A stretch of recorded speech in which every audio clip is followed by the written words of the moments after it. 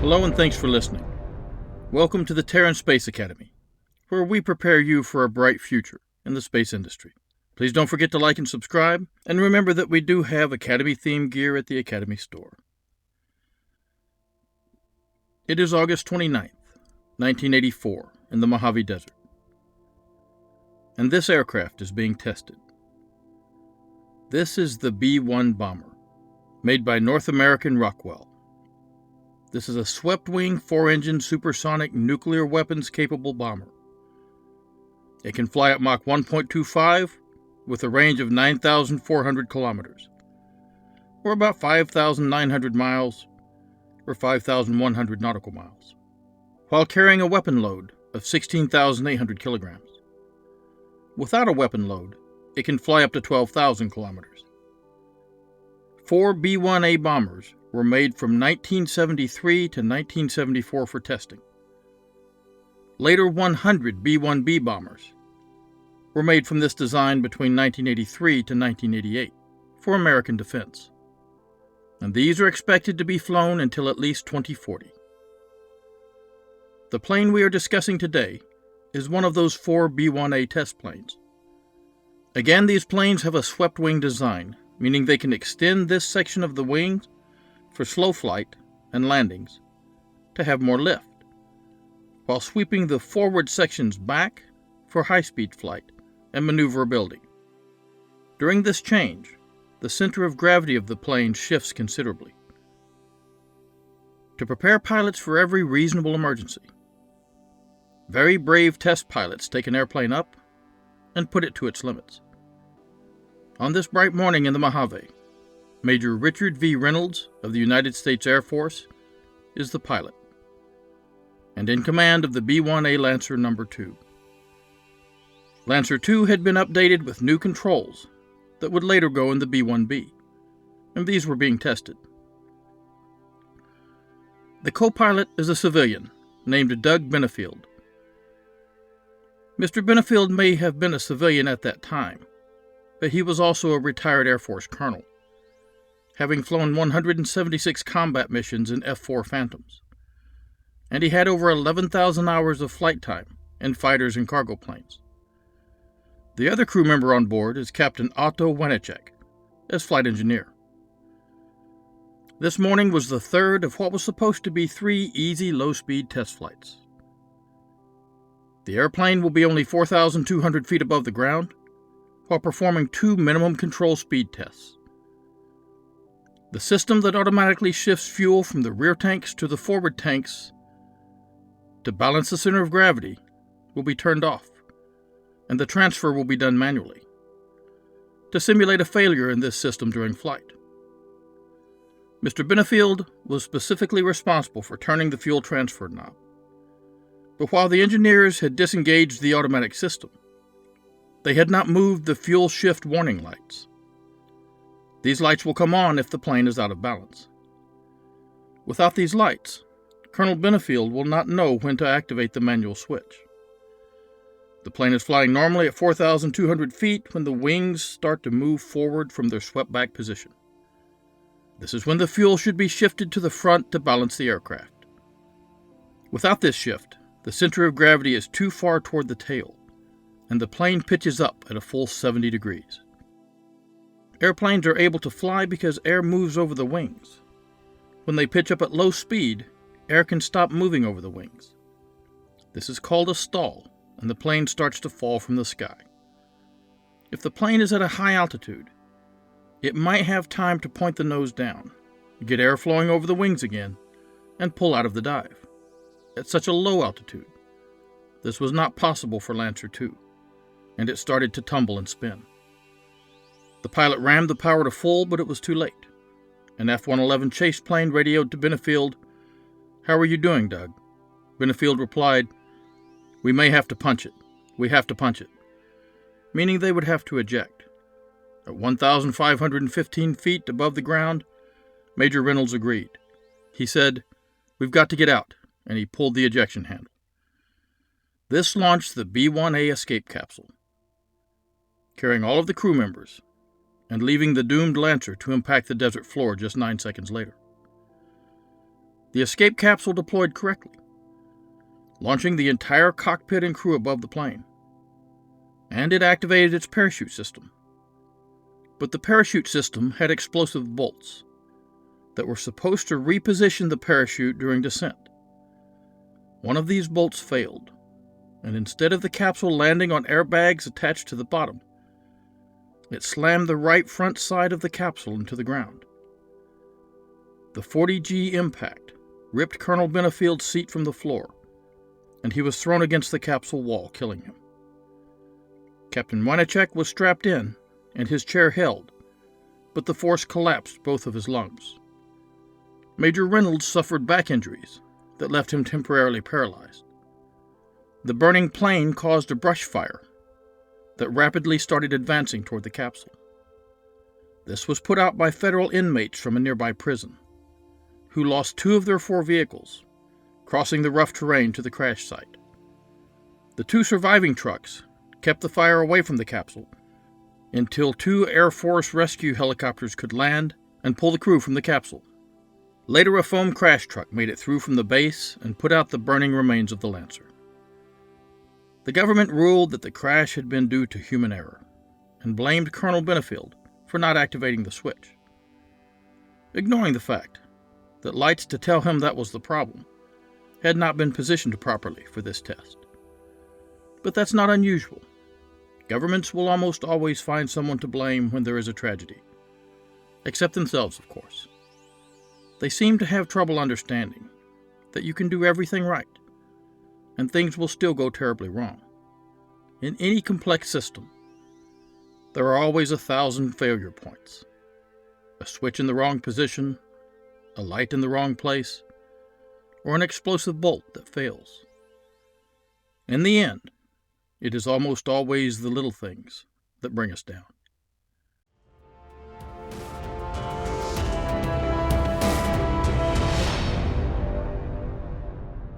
And now back to space science.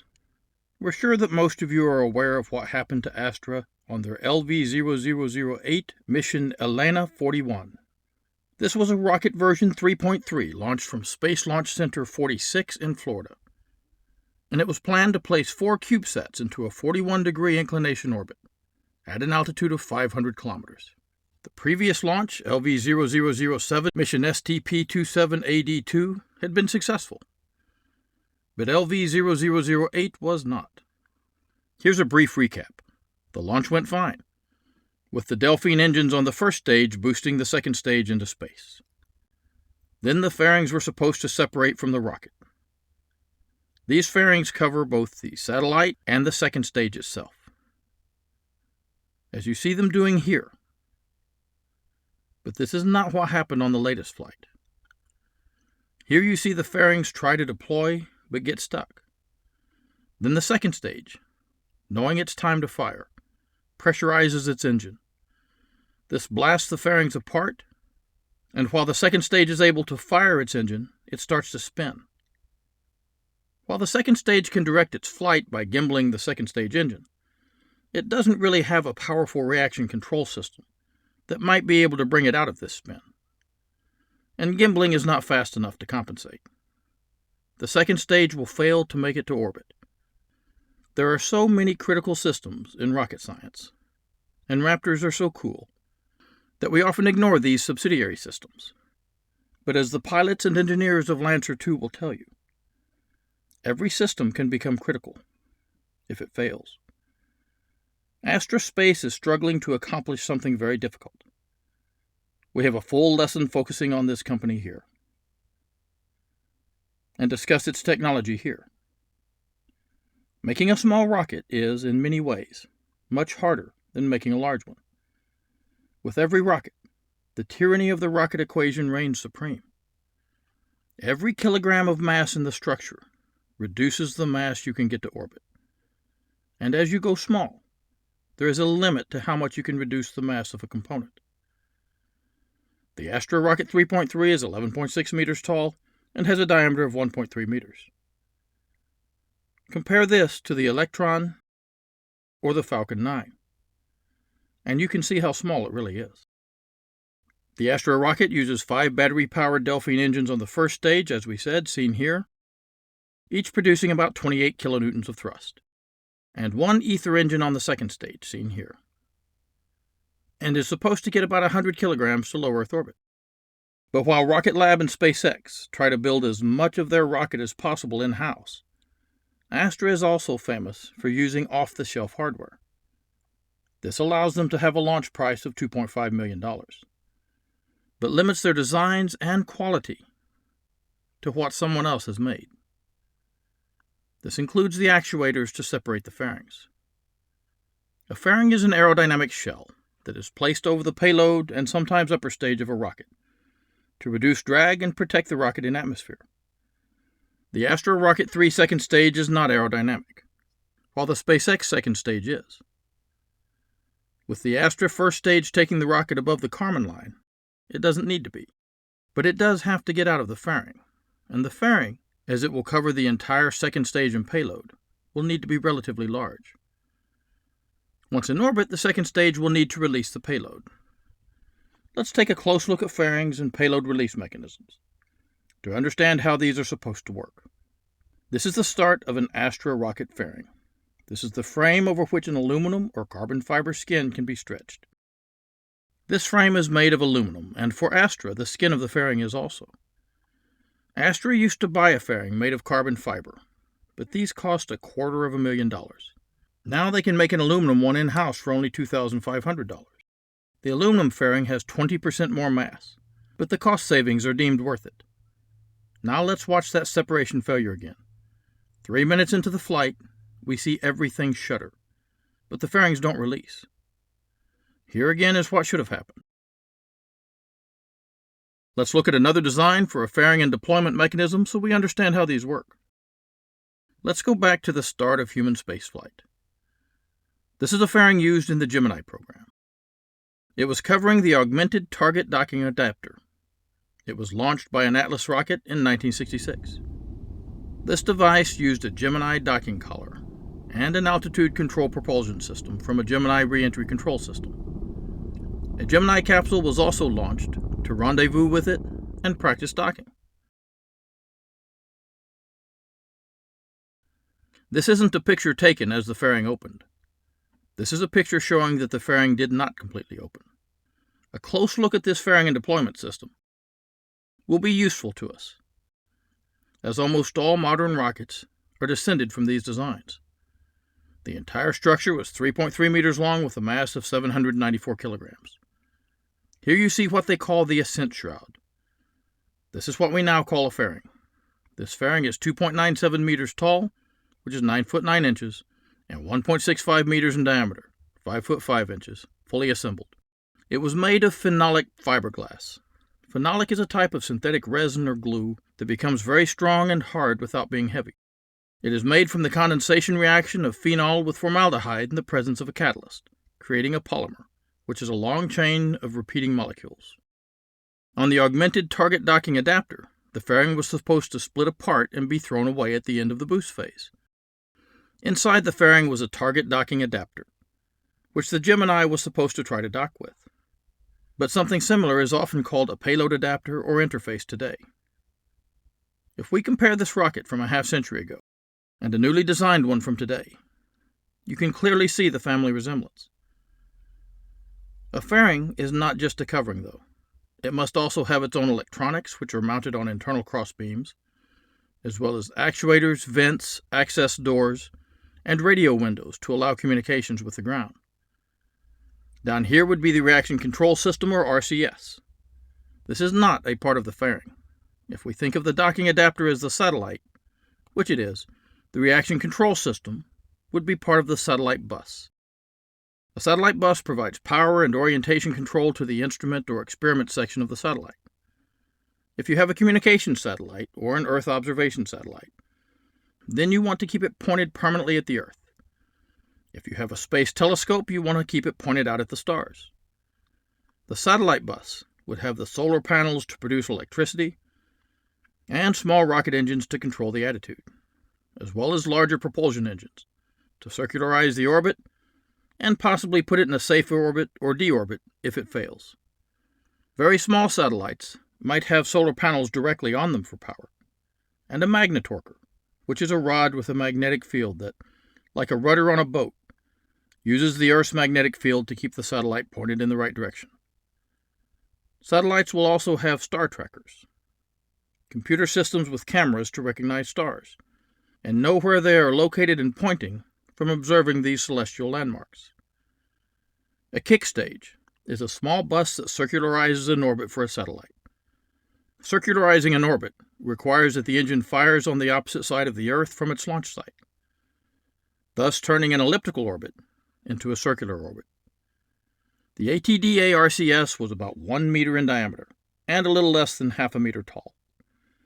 It had 2 side-by-side rings of 8 thrust chamber assemblies with duplicate fuel, oxidizer, and pressure tanks. These would be hypergolic pressure-fed engines. To improve your knowledge of hypergolics, review this lesson.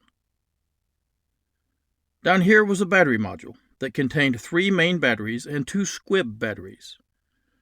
Squib batteries are small batteries used only for explosives.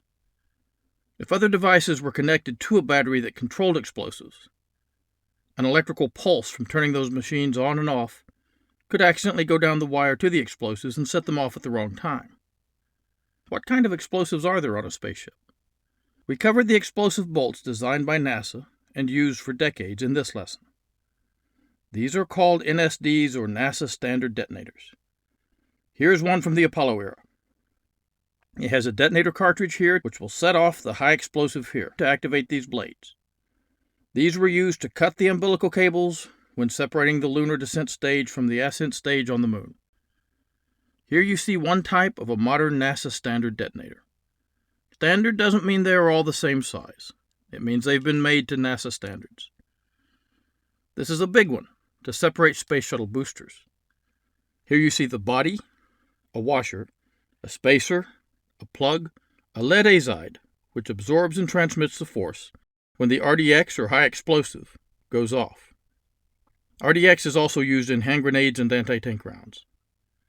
When the RDX is detonated, the force is transmitted by the azide to this disc that pushes this plug and blasts the 2 pieces apart.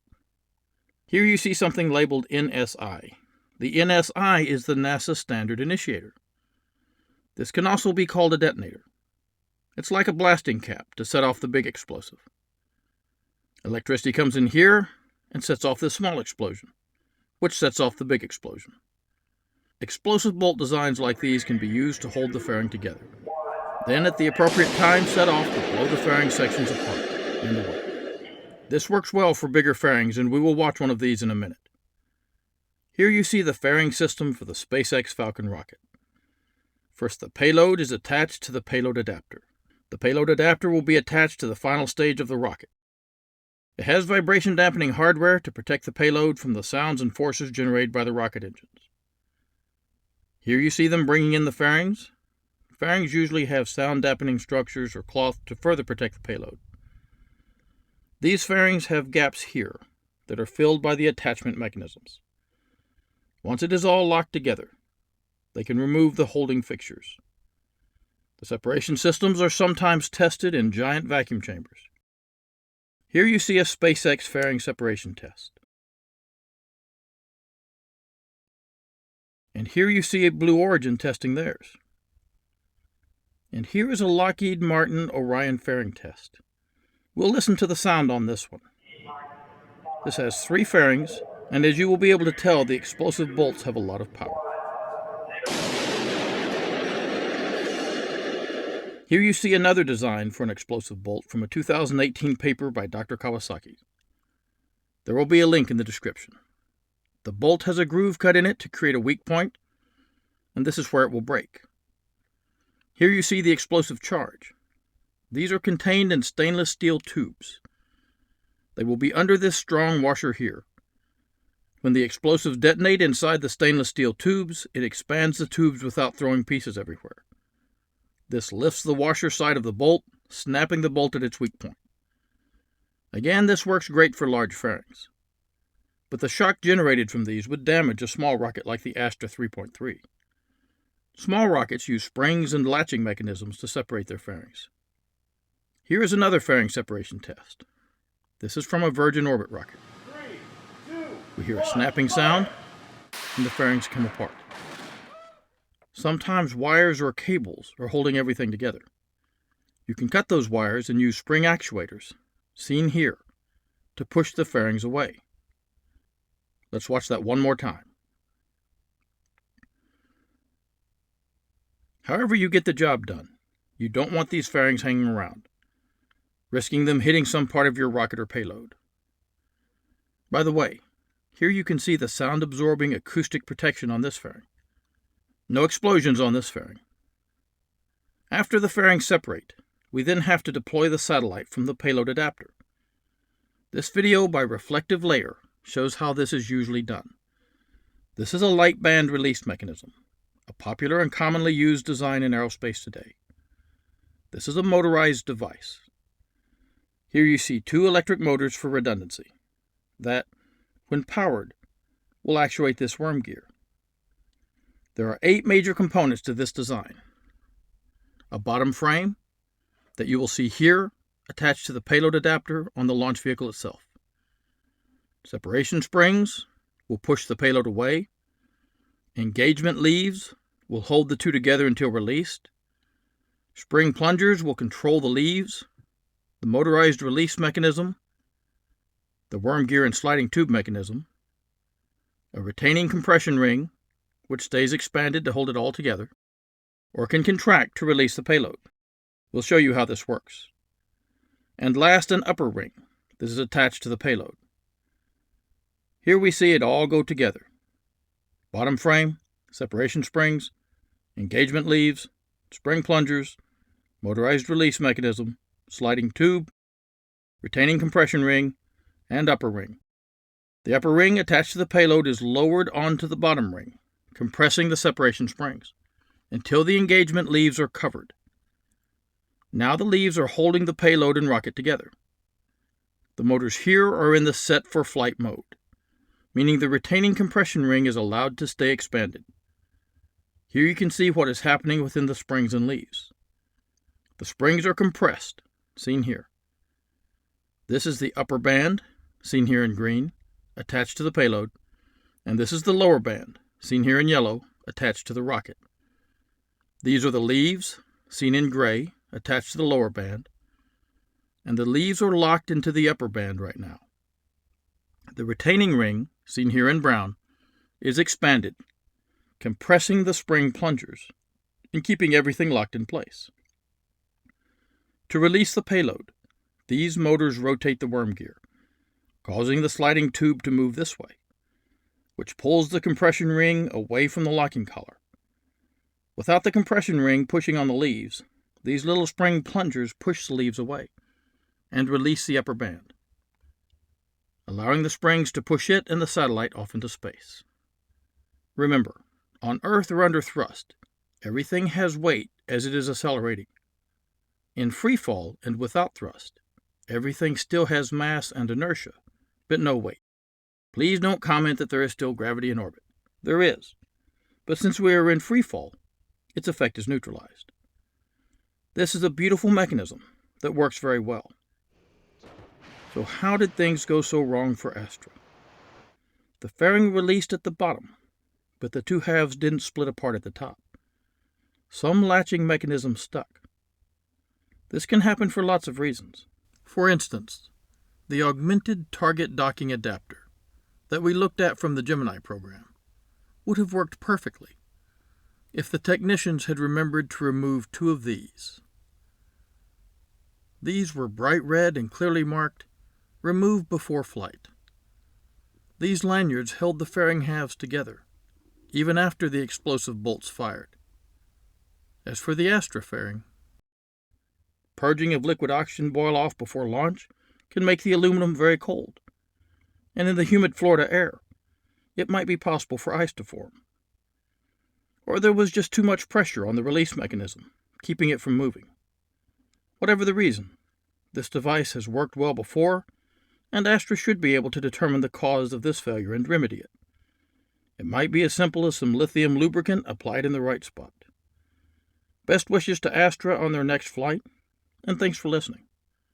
Stay safe, and remember, try to watch out for the little things.